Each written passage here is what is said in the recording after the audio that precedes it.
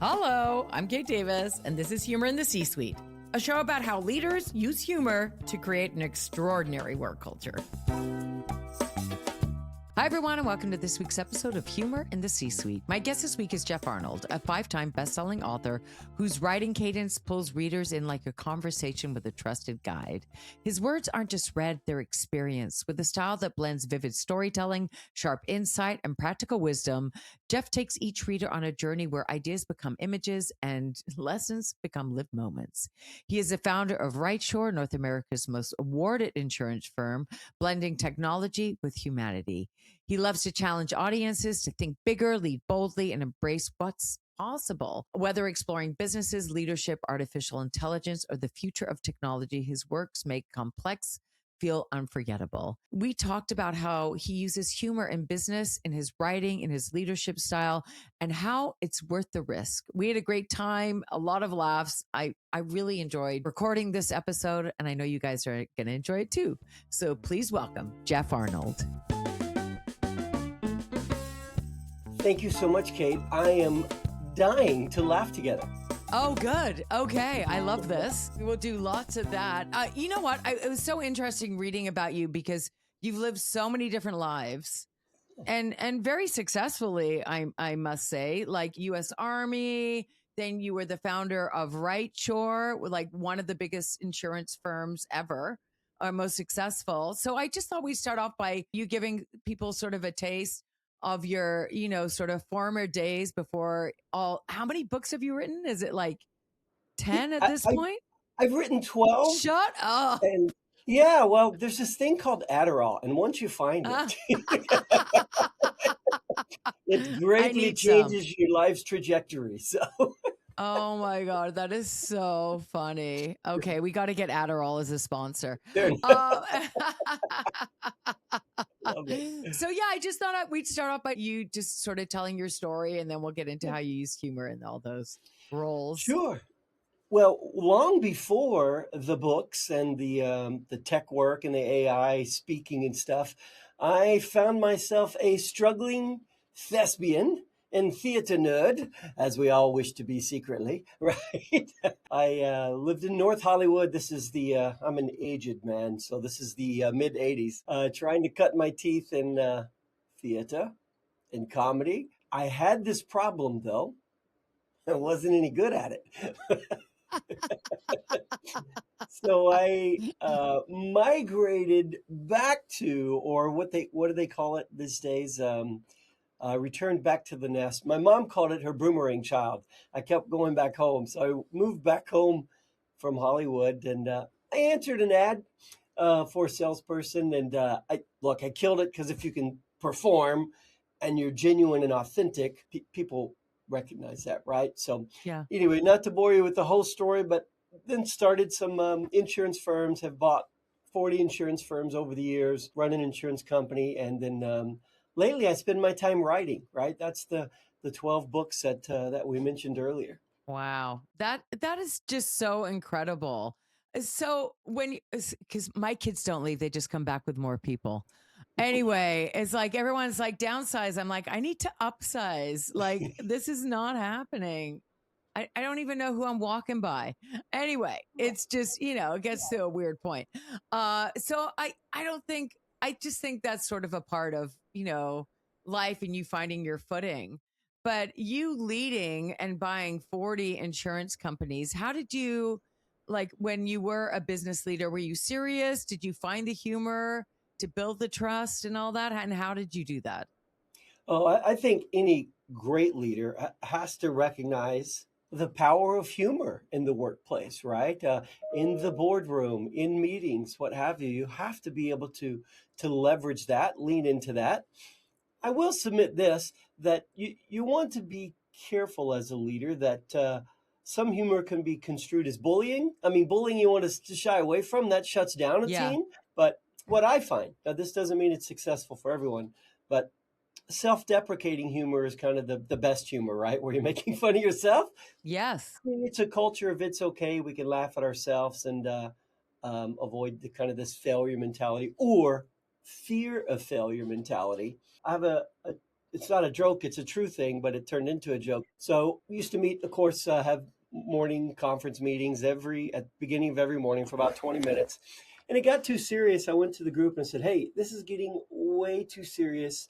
At the beginning of each meeting, I want you guys to start using humor, find a joke. And then literally the next morning I went in and there was silence. I looked around at all these eyeballs looking at me. One of the young folks raised their hand and said, well, we're gonna tell a joke, but you're still here. And since you are the Ah! joke, you need to leave, sir. It's like, Oh I love my this God. kind of humor, right? Yeah, that is so great. Oh And my gosh. I thought about this too, Kate. Because you sent me a pondering like question, right, Yeah. on your list, and I Yeah. know that I lean into humor with this. I think there's a little bit of kind of a dichotomy of humor and truth in it. That the older I get, I'm convinced that humor isn't something we bring to work. It's something that keeps us from leaving work, right? Because Oh, if I we're love miserable that. and not having fun, I mean, it's not a good place to be. So I Yeah. think that's kind of a new little mantra prompted by your query or by your information for me. Yeah. Can you say the quote one more time? The older I get, the more I believe that humor isn't something we bring to work. It's the thing that keeps us from leaving work. So I I love kind of that. really lean into that. Yeah. I think that's so important. And it's just like the slightest difference in nuance, but the energy is so different in that. Right? Like it makes us, we can be ourselves there. So we can stay there. We can feel comfortable there. We can trust being there.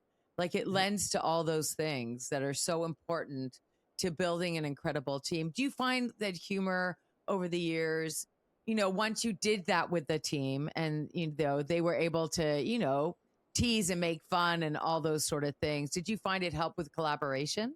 1,000%. You know what artists don't get enough credit for, and you're in the profession, right? So you remember all the improv work, what yes and or yes and Yes. you Oh, never I yeah. love this. Let's do it. Yeah. That is the beauty behind great, in my estimation, high performing teams. It's like you don't shoot each other down. You're like, yes, and yes, you keep building on it. And if you Yeah. know ever watch improv or if you've ever been a fan of theater, that that's how things get enhanced. Yeah. And so that same mindset can be directed in building high performance teams like yes and. So Yeah. don't start killing ideas. Yes and when for those who don't know, like yes means like if your stage partner or comedic partner says something, you say yes and then you build on it and then you Okay, keep we building got to it. do it. Let's do it. You start off with a sentence. I'm going to yes and it. Come on, let's do it. Well, I came in today and I wanted to do this podcast, but my microphone crashed. Yes, and then you were just left being a mime.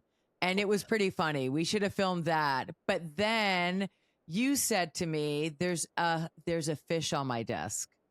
This crazy goldfish was hopping up from one bowl to another, and Kate said, "Hey, turn the goldfish off." And then once you did that, everything came to fruition and you arrived at my podcast. Yes. And And it's so interesting because that's what the magic of improv is. It really does. It keeps the innovation going. It keeps the ideas going. It's never squashing anyone. It's lifting everyone up. And that is just like, Tina Fey will say, that is a gift of improv. That is a gift of comedy.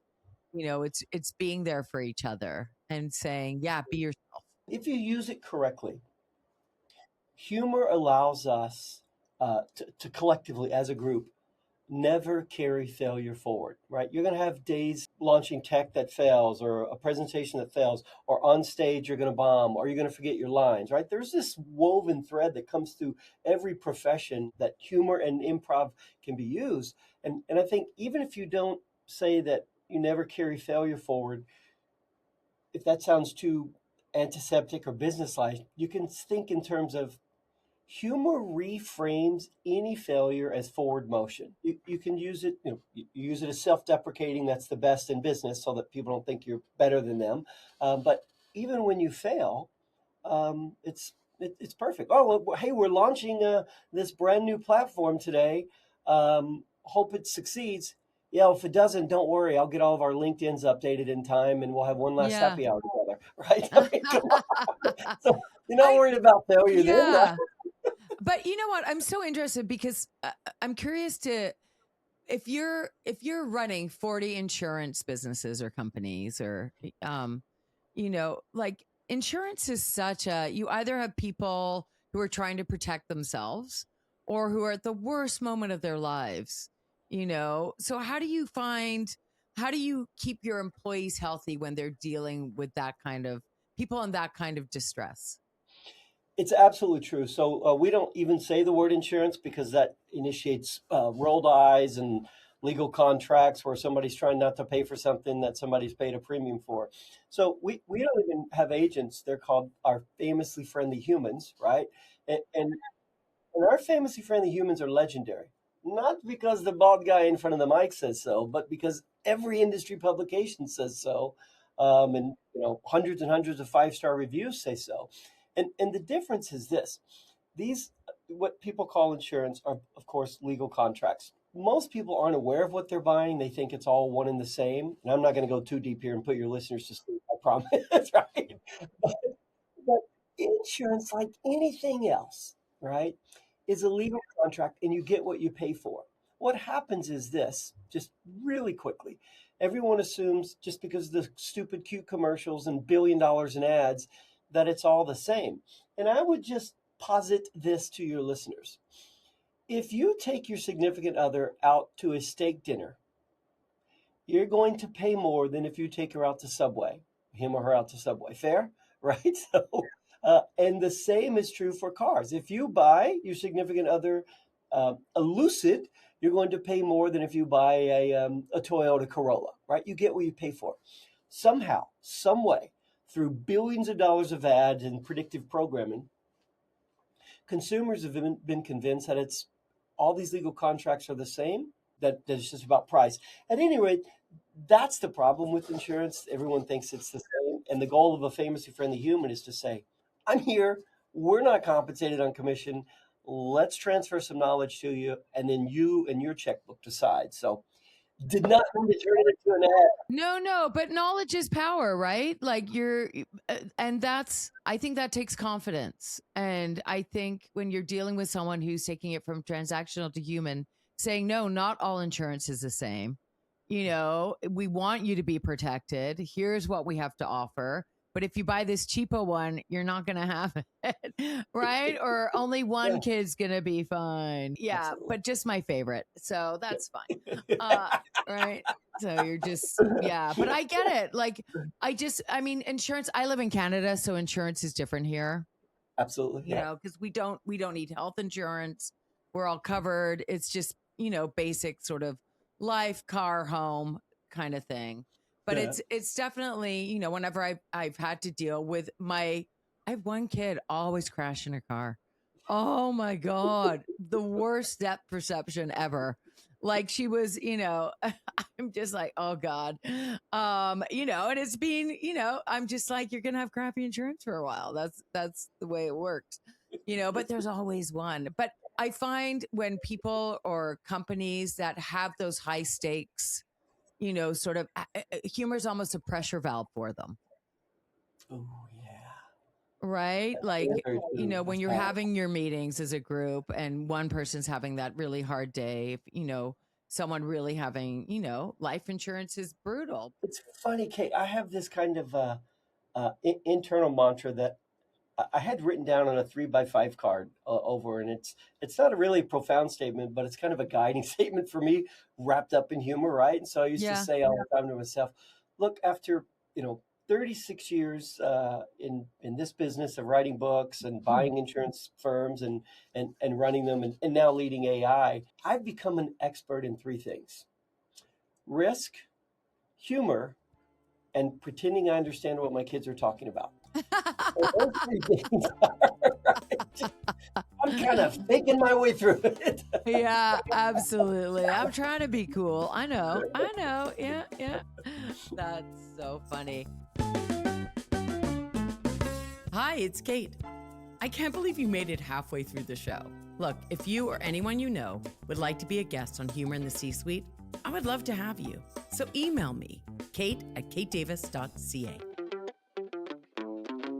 And you know what? Humor and risk like just go hand in hand to me as a comedian, Oh, that's true. right? Like, but at the same time, it's worth the risk. And because the outcome and what you get out of it is, building those meaningful relationships Yeah. and building that trust, increasing team unity, all those things that we want from people we're working with. How do you find are you using a lot of sense of humor when it comes to like I just feel like you're fine switching careers and learning new stuff, which to me makes me feel like you're very playful. I've never thought like tech has always been hard for me. I'd rather punch my computer than, figure out how to my husband's IT. He's like, "You're my worst client." I'm like, "I know. I'm the person you just I just want to cry every time something happens." I'm like, I find it, of course, fascinating and fun, right? And humor is central to everything. I even a plug for my latest book on AI forward leadership because there's a humor component behind it. So, I wrote AI forward leadership to help people who are struggling with how to deploy AI, right? So it's not going to tell you all the AI um, language modules and prompts and all that. It's really to think about how leaders should deploy it. Leaders in stage, leaders in companies, leaders in business, leaders in anything, or leaders of households, you're going to have to deploy AI at some point. It is inevitable, it is ubiquitous, and in 5 years, it will change how we do everything. Quite honestly, probably faster. Um, and it was easy to write. Here's the humor part because for years, all of us have been working with people who are artificial and had no intelligence. So having artificial intelligence is quite simple. I am going to be banned from so many places. "Ah, that's great." Yeah. No, you're not. I think it's wonderful.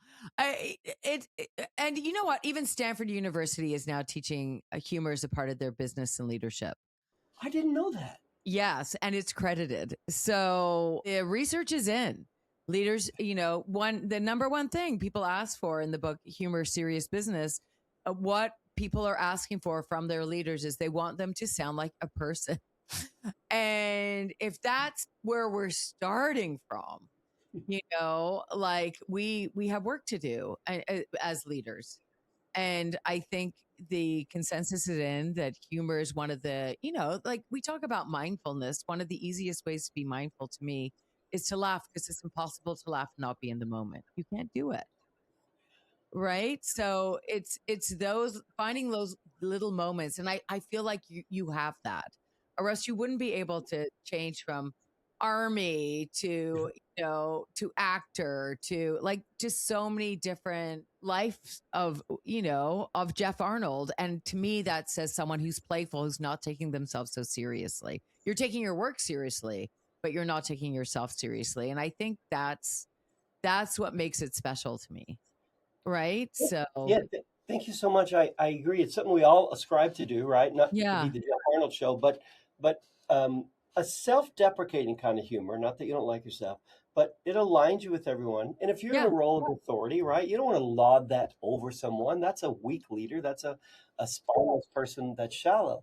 But humor used correctly can convey authenticity. Um, Even in difficult times, right? When sometimes, look, we all have to slip into that suit, and theater's done that really well for me. So I'll give you an example. So switching from like theater or theatrical or humor to something serious, uh, I've used theater work to do that. For example, to deliver very difficult messages to shareholders, which I've had to do, or to raise significant amount of money um, on Wall Street or Silicon Valley. You can't go in chuckle-headed version of me. I have to go in slower, methodical, tone down me, right? Because they don't really align with that.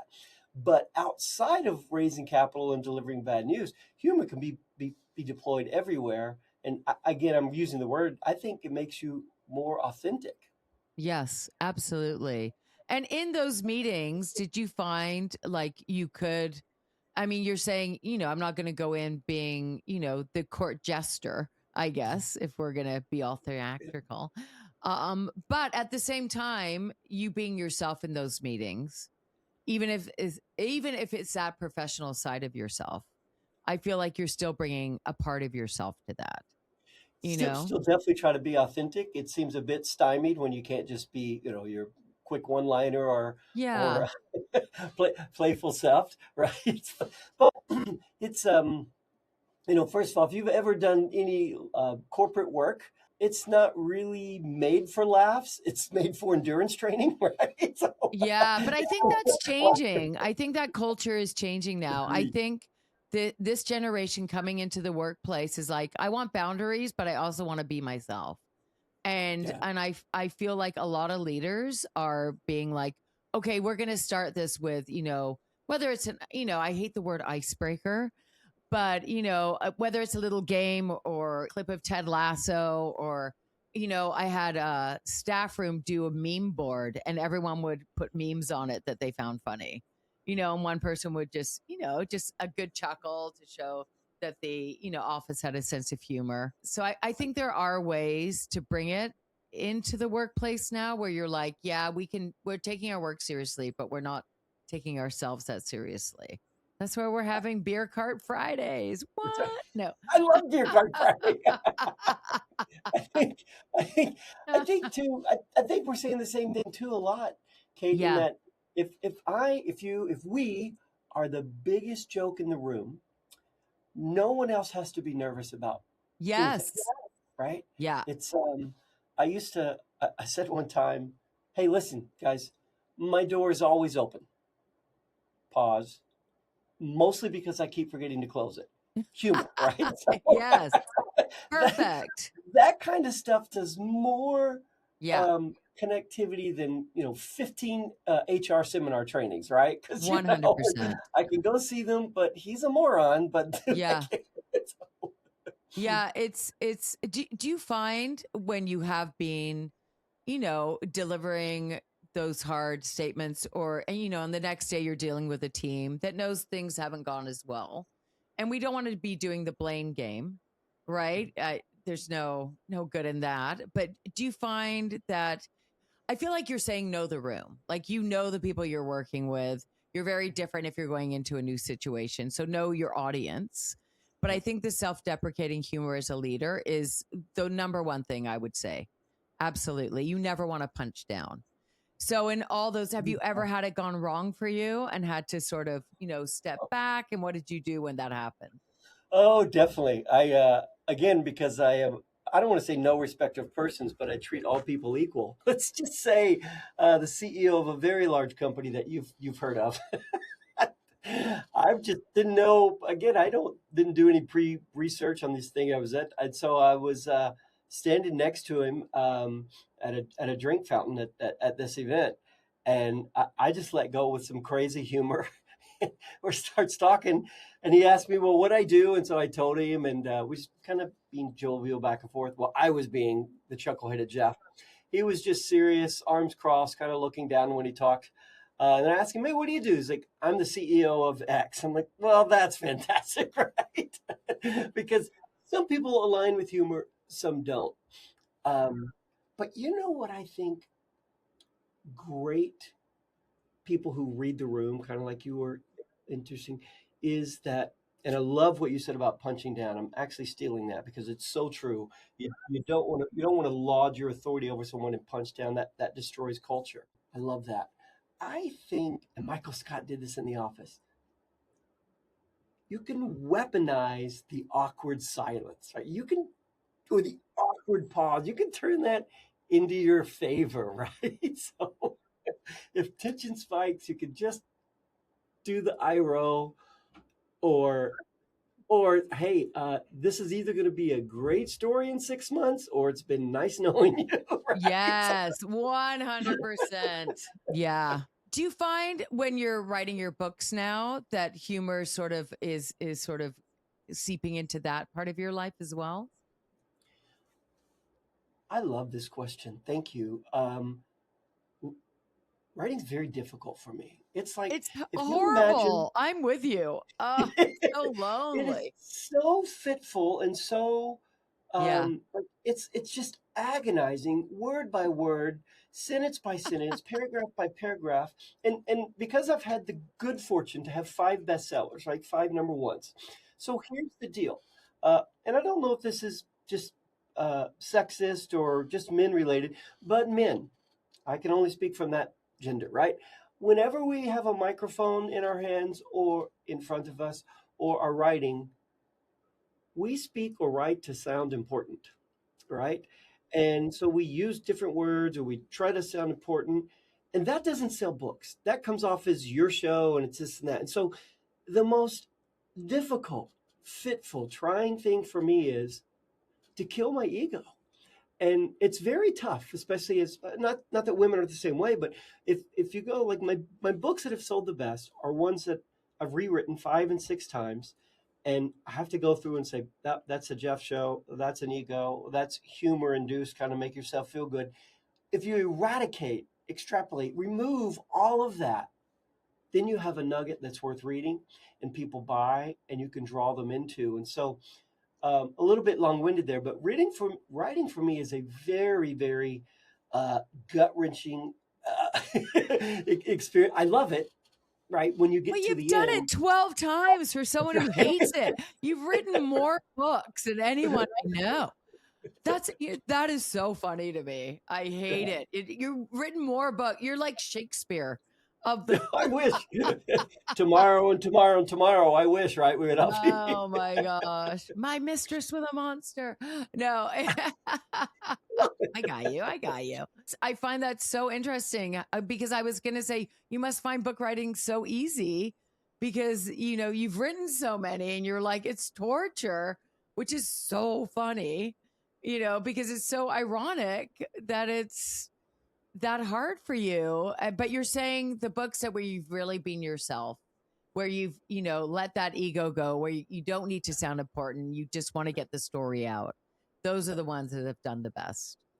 Absolutely, and it's not easy, right? Because we No. want to sound important, we want people to like us. I do anyway. Yeah. No, we're all like that. Yeah. That is what, when you can kill that line by line, word by word, sentence by sentence, by every comma, there's nothing about you in there, then then then you've given birth to something that is not you, and it succeeds. You're like, well, that's not really me, but it's okay, right? And I also try to start all of them because a lot of them are on leadership and AI and insurance, which three of the least sexiest topics in the world.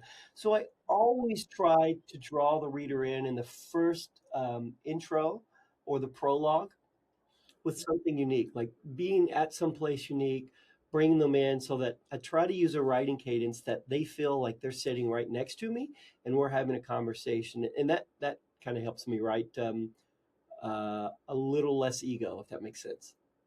Yes, absolutely. And you know what? I find that when we do use, when we use humor in those moments or levity, it doesn't have to be, well, I'm not talking about being Chappelle or, like Bill Burr or whoever you want to listen to. But, finding those moments of levity in life as we're trying to walk through it or navigate through it, I think is what's the most important. We're not trying to make people comedians. We're trying to go, there are funny moments, and we find what we're looking for. So let's start looking for those moments instead of, Yeah. We're so drawn to those negative things, those negative moments, that, life is hard enough. So it's finding those little nuggets where you can truly be yourself. And I love the fact that you're making it, I want people to feel like we're having a conversation, Yeah. or that I'm just talking to you as you're having your morning coffee, sitting on your porch and, and it is hard to make those topics exciting, insurance, AI, you know, Leading different generations, right? They all come with their own prejudices and discriminations. Although one generation says they never discriminate, but we all discriminate. Oh my God. I wrote a post about ageism the Ooh. other day and it almost went viral. I was like shocked how many people, and I made jokes like I remember when the cloud was just the weather, like what are we talking about here? Come on. I got to find a way to use that. The cloud was just the weather. All right. I got Yes, to. when the cloud was just the weather. And if we look up connectivity, it used to be, people coming together. Now it's all computer related. That's Like, true. you can't look up connectivity without, a computer or tech being involved. But to me, it means to join together. That's why I love stand up, because it brings or humor, because it brings everyone into a moment, and a shared moment allows us to bond, which I feel like you're constantly doing with everything you've just said. So, okay, the last part of this, I Yeah. always like to end the podcast with, what is the funniest thing that's ever happened to you?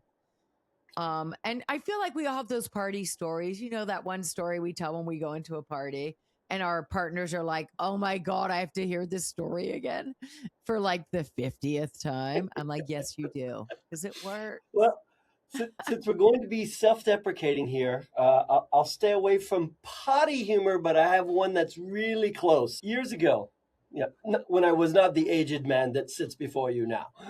Years ago, I'm driving from Phoenix to Tucson in a company car. This is a very large company that people know, and I won't say. And so I'm fortunate to be an executive in this company, and I'm driving down the freeway, and um, in Arizona they have all these freeway cameras that are taking pictures of you if you're speeding. Well, guess what? I'm always speeding. Right? I'm There's this truck I'm trying to get around, and finally the opportunity presents itself, and I'm driving and get onto the other side of the truck. Meanwhile, here's the humor part. There are things we do in our car when no one's around that are just things that we do. And I'm digging for gold, if you know what I mean, right? So I'm like I'll stay right at the bottom of you, but I don't want anyone to know that I'm digging for gold, trying to blow my nose and do a couple other things. I come around the front of the semi and I'm speeding, so I look like this, mind you, and ka-chink, ka-chink, ka-chink goes the camera flashlight. So Oh my God, so funny. here's the humor part. Because I'm driving a company vehicle, where do you think the ticket ends up with the photo of the chief operating officer digging for gold? And Oh my so, God, so good. so sorry, that might be a little Did risque, they but know? I love that. I mean, we're all that in our cars, and you can't tell me you're not out there. We all do it. that is a truth bomb. Oh my God. Did they think you did it on purpose when they got the notice? No, Look at that no, guy. it's set in the lunchroom though for humor because I was like, Oh oh, my God. absolutely, come on, this is Gold. authenticity. This is humans at their best. Yeah. You have to leverage this. But Yes. 100. I love it. Oh my God.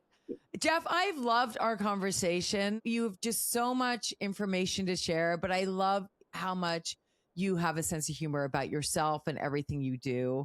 And I love the honesty about just, that writing's hard and being human is even harder. And sometimes you just being yourself is the best way to go about business. I love it. I loved our conversation. Thank you so much for being a guest. it's an absolute pleasure. Love to do it again in your timing. Thanks Yes, for the Jeff opportunity. Arnold, you're coming back. We're going to act out another play. We're going to do more yes ands. I love it. Yeah, I'll be more prepared.